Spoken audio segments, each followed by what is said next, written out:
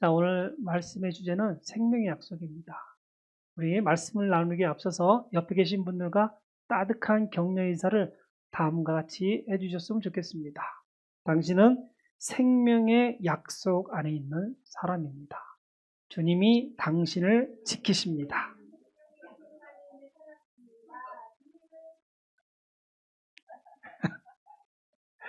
예. 오늘 우리가 함께 펼칠 출애굽기 12장은 성경 전체를 통틀어 가장 긴장감이 넘치는 장면 중에 하나입니다. 배경은 칠흑 같은 어두운 밤으로 시작합니다. 그런데 이 밤이 오기까지 이집트 땅에는 이미 9번의 거대한 재앙이 휘몰아쳤습니다. 이집트의 파라오가 끝까지 하나님의 말씀을 순종하지 않고 고집을 피웠기 때문입니다. 자, 여기서 우리는 한 가지 질문을 던져야 합니다. 하나님은 왜 단번에 구원하지 않으시고 굳이 9번이나 이집트에게 재앙을 내리셨을까?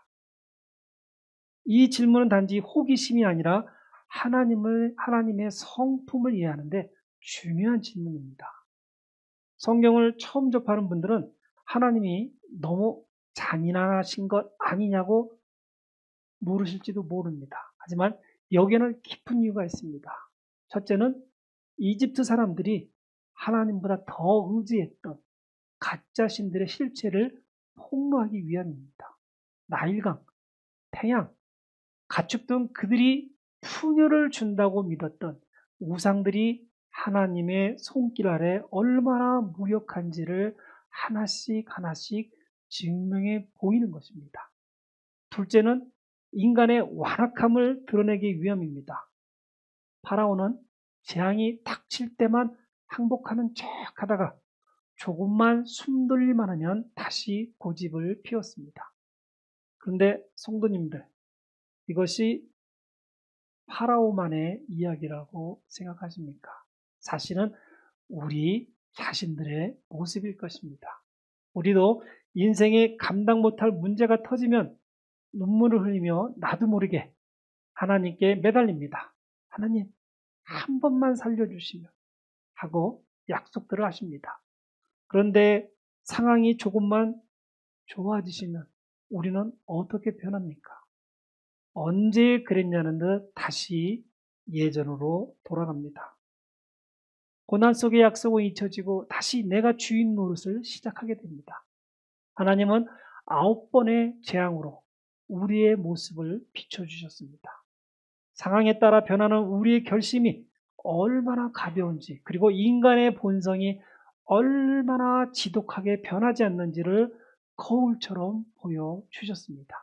이제 9번의 모든 재앙이 지나갔지만 인간의 고집은 꺾이지 않았고 세상의 절망은 극에 달해 있습니다. 이제 이집트 땅에는 장자의 죽음이라는 전무후무한 마지막 심판이 임박해 옵니다. 파라오의 궁궐부터 지하 깊숙한 감옥에 갇힌 죄인의 집까지 죽음의 사자가 온 땅을 휩쓸기 직전의 그 팽팽한 정적 속에 이스라엘 백성들이 서 있습니다. 우리 인생에도 이런 밤이 찾아올 때가 분명 있었습니다. 사방이 꽉 막혀 답답하고 들리는 소식마다 절망적이며 당장 내일이라도 큰 재앙이 닥칠 것 같은 공포의 밤 말입니다. 이집트 사람들은 9번의 재앙을 겪으며 자신들의 온갖 수단과 방법을 다 동원해 보았습니다. 하지만 결과는 모두 실패했다는 것입니다. 이제는 정말 끝이라고 생각하며 세상 사람들이 절망하고 포기하는 바로 그 순간 하나님의 사람들에게는 전혀 다른 이야기가 시작됩니다. 오늘 말씀을 한 문장으로 정의하면 이렇습니다. 세상이 심판의 밤을 지날 때 하나님의 백성은 약속의 밤을 지난다는 것입니다. 현실은 처참합니다. 인간의 길은 끊어지고 사방은 죽음으로 막혀 있습니다. 하지만 하나님은 그 절망의 현장에서 생명의 피상구를 열어주십니다. 하나님이 우리를 위해 준비하신 그 위대한 약속의 원리 3가지를 이제 깊이 살펴보겠습니다. 첫째로, 하나님의 약속은 우리의 인생 달력을 새로 고치는 것에서 시작합니다. 본문 2절을 보십시오. 하나님은 이 달을 한 해의 첫 달로 삼으라고 하십니다. 이것은 단순히 숫자를 바꾼 것이 아닙니다. 이제까지 너희를 괴롭히던 과거와 완전히 작별하라는 선언입니다. 이스라엘은 지난 430년 동안 파라오의 시간표에 묶여 살았습니다. 채찍 소리에 억지로 눈을 뜨고 하루 종일 벽돌을 구며 혈당약을 채워야 했고 고통의 시간들을 보냈습니다. 그들에게는 어제도, 오늘도, 내일도 노예일 수밖에 없는 캄캄한 달력이었습니다. 그런데 하나님은 명령하십니다. 이제 이집트의 달력은 찢어버려라. 너희를 올가매던 고통의 기록도 다 불태워라. 오늘부터가 너의 인생의 진짜 일이다. 여러분, 이것이 복음의 능력입니다. 하나님을 만나는 것은 내 과거의 상처와 실패로 얼룩진 인생의 시계를 멈추고 하나님이 주시는 새 시계를 사는 것입니다. 오늘부터는 노예가 아니라 하나님의 자녀로 사는 새로운 날이 시작되도록 해주시기 바랍니다. 우리 중에는 여전히 과거의 감옥에 갇혀 사는 분들이 더러 있습니다. 나는 예전에 이런 죄를 지었어. 내 집안은 원래 이래. 나는 태생부터 실패자라며 세상이 매겨놓은 노예의 달력을 붙들고 한숨을 쉬며 삽니다. 마치 이미 석방되었는데도 여전히 감옥 창살을 붙잡고 오는 죄수와 같습니다. 하지만 하나님은 선포하십니다. 너희가 어제가 어떻든 상관없다. 생명의 약속 안으로 들어오는 오늘이 너희들의 영적 생일이다. 성도 여러분, 인생의 엑소더스는 과거의 달력을 찢는 결단에서 시작됩니다. 과거를 지워버리는 게 아니라 과거를 지배하던 주인이 바뀌는 것입니다. 하나님은 여러분의 부끄러운 과거를 묻지 않으시고 오늘부터 기록될 은혜의 기록부를 펼쳐 놓으실 것입니다. 이제 파라오의 채찍 소리와 같은 세상의 평가에 마음 졸이지 마십시오.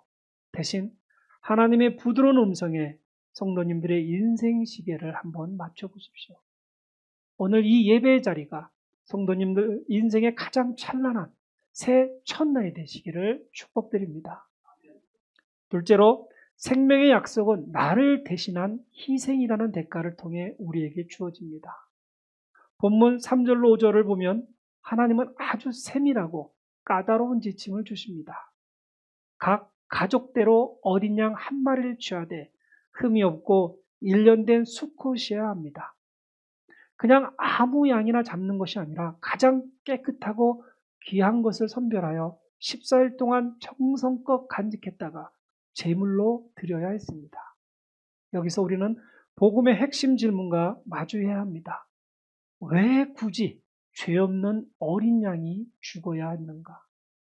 왜 피를 흘려야만 했는가? 그냥 내가 너희를 예쁘게 봐서 살려주겠다 하시면 안 되었을까요? 하지만 하나님의 공의는 반드시 죄값을 요구하십니다. 만약 법정에서 선 판사가 흉악한 죄인을 보고 너 참 불쌍하니 그냥 가라고 한다면 그것은 정의로운 판사가 아닐 것입니다. 피해자의 고통을 외면하는 불의한 판사일 것입니다. 우주 만물의 통치자이신 하나님은 결코 죄를 관가하지 않으십니다. 죄의 대가는 반드시 누군가에게 치러져야 하는 것입니다. 사실 6월절 밤에 이집트 사람이나 이스라엘 사람이나 그 중심을 보면 모두가 심판을 피할 수 없는 죄인들이었습니다. 이스라엘이라고 해서 이집트 사람보다 도덕적으로 훨씬 깨끗했을까요? 절대 아닙니다. 그들도 광야에서 보여준 것처럼 틈만 나면 불평하고 우상 숭배하던 자들이었습니다. 죽음의 십자가가 집안을 들여다보며 죄의 유무를 따졌다면 살아남을 집은 단 한 곳도 없었을 것입니다. 그런데 하나님은 우리를 너무나 살리고 싶으셔서 우리가 죽어야 할 그 자리에 대신 죽을 존재를 준비해 주셨습니다. 이것이 바로 대속의 원리입니다. 칼이 어린 양의 목을 찌르고 붉은 피가 쏟아질 때 그 집안 안에 있는 죄인은 생명을 얻게 됩니다. 양의 죽음이 나의 새로운 삶이 되는 것입니다. 양은 아무 잘못이 없이 죽었지만 그 가정이 지은 모든 죄와 저주를 몸에 안고 대신 심판을 받은 것입니다. 이 어린 양이 누구입니까? 바로 인류 역사상 가장 완벽한 제물이 되셔서 저와 여러분의 모든 취약한 죄악과 질병 그리고 죽음의 짐을 대신 짊어지고 골고다 언덕에서 찢기신 하나님의 어린 양 예수 그리스도이십니다. 세례 요한은 그분을 보고 외쳤습니다. 보라, 세상 죄를 지고 가는 하나님의 어린 양이로다. 예수님은 우리가 겪어야 할 모든 수치와 형벌을 십자가에서 다 받아내셨습니다. 성도님들, 교회는 성도님들에게 훌륭해져라, 완벽해져라며 숙제를 주는 것이 아닙니다. 오히려 나는 완벽할 수 없다라는 것을 깨닫게 하는 것입니다. 그래서 예수님이 필요하다는 고백을 해야 하는 것입니다. 세상은 끊임없이 성과를 내라, 능력을 증명해라고 다그칩니다. 그러다 쓸모가 없어지면 우리를 그냥 내다 버립니다. 그러나 하나님은 내가 이미 내 아들 너를 위해 내주었다. 이제 그 사랑을 힘입어 다시 살아나라고 우리에게 말씀하십니다. 이 대신하는 사랑이 우리가 오늘 숨쉬고 있는 유일한 근거라는 것입니다. 또한 우리가 영원히 붙들어야 할 생명의 약속임을 가슴 깊이 새겨 주셨으면 좋겠습니다. 셋째로, 생명의 약속은 보혈의 표식 안에 머물 때만 유효합니다. 본문 7절과 13절은 이 설교의 가장 중요한 정점입니다. 양을 잡는 것으로 끝나지 않았습니다. 그 피를 우슬초에 적셔 집 좌우 문설주와 안방에 발라야 했습니다. 하나님은 약속하십니다. 내가 애굽 땅을 칠 때 그 피가 너희의 거하는 집에 있어서 너희를 위하여 표적이 될지라. 내가 피를 볼 때 너희를 넘어가리니 재앙이 너희에게 내려 멸하지 아니하리라. 이 장면을 다시 한번 깊이 생각해 보십시오. 죽음의 사자가 짙은 어둠 속에서 온 이집트 땅을 방문합니다. 그런데 어떤 집 앞에서 멈춰섭니다. 그 집 문틀에 묻은 붉은 피를 봅니다. 그러자 재앙이 그 집 담장을 훌쩍 넘어가 버립니다. 여기서 우리는 구원의 가장 충격적이고도 감격적인 기준을 발견합니다. 하나님은 그 밤에 사람의 자격을 묻지 않으셨습니다. 얼마나 잘 살았는지, 무엇을 이루었는지, 어떤 혈통인지도 보지 않으셨습니다. 오직 문설주에 발라진 피만 보셨습니다. 이것이 기독교가 가진 파격적인 은혜입니다. 재앙의 밤에 이스라엘 백성들이라고 불안해하지 않았겠습니까? 어떤 이는 집안에서 벌벌 떨며 정말 피만 발랐다고 내가 살 수 있을까? 내 죄가 이렇게 산더미 같은 데라며 의심했을지도 모릅니다. 하지만 구원의 근거는 인간의 용기나 신앙의 깊이나 확신의 강도가 아니라는 것입니다. 오직 문 밖에 발라진 하나님의 약속된 은혜의 표식이었습니다. 우리는 자꾸 내 감정과 내 상태를 체크해 봅니다. 내가 부족한데 괜찮을까? 그러나 구원의 안전은 내 감정이 아니라 예수의 보혈에 달려 있습니다. 내가 흔들려도 무늬의 피는 변하지 않습니다. 내가 약해져도 예수님의 약속은 결코 흔들리지 않습니다. 그렇기에 우리는 서로의 허물을 보기에 앞서 그 사람 위에 덮인 예수의 피를 보아야 합니다. 이것이 우리가 죄인을 용서하고 사랑해야 하는 이유입니다. 사람은 누구나 완전하지 않습니다. 실망하고 괴로움에 사로잡히게 됩니다. 교회 안에서도 마찬가지입니다. 저를 바라보면 넘어질 수밖에 없습니다. 우리는 반드시 예수 그리스도의 십자가만 붙잡아야 합니다. 그래야 우리 교회가 성도님들의 신앙이 비로소 안전해지게 됩니다. 성도님들의 인생 문 앞에 무엇이 발라져 있습니까?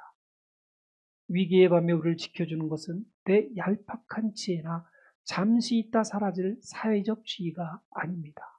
오직 예수 그리스도의 보혈이라는 영적인 보호막만이 우리를 안전하게 지켜줄 것입니다. 하나님은 여러분의 부족함을 보지 않으시고 여러분 위에 덮여있는 예수님의 피를 보시고 너는 내 아들이다, 내 딸이다, 너는 생명에 속한 자라고 선포하십니다. 그러니 이제 자신의 연약함을 보며 낙심하지 말고 변하지 않는 하나님의 약속, 그 보혈의 울타리 안에서 참된 평안과 안식을 누리시기 바랍니다.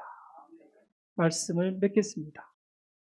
하나님 오늘 14절에서 이날을 기념하여 여호와의 절기를 삼아 영원한 규례로 대대에 지킬지니라 하십니다. 기념하라는 것입니다. 왜 그렇겠습니까? 인간은 너무나 망각에 약하기 때문입니다. 죽을 고비를 넘기고 살만해지면 다시 예전의 노예 같은 습관으로 돌아가려 하고 다시 세상의 근심을 짊어지려 하기 때문입니다. 우리는 매일 아침 우리 마음의 문설주에 예수님의 피를 다시 확인해야 합니다. 아, 나는 피로 산 생명이구나. 나는 하나님의 약속 아래 있구나.